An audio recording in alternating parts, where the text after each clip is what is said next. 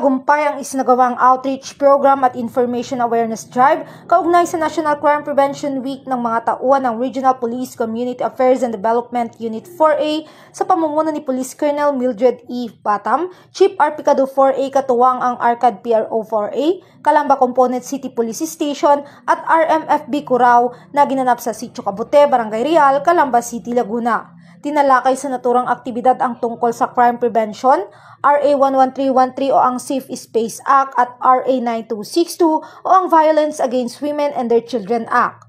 Mahigit kumulang 250 residente ang nakatanggap ng food packs.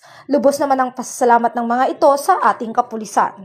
Maraming salamat po sa kapulisan na nagbigay ng programa dito para naliwanagan po ang aking mga kabarangay dito sa Sitio Cabute. At salamat din po sa mga tulong na binigay ninyo sa mga tao dito sa amin. Thank you po sa Philippine National Police. Maraming salamat po. Sana po marami pa po kayo matulungang ibang tao. Thank you po.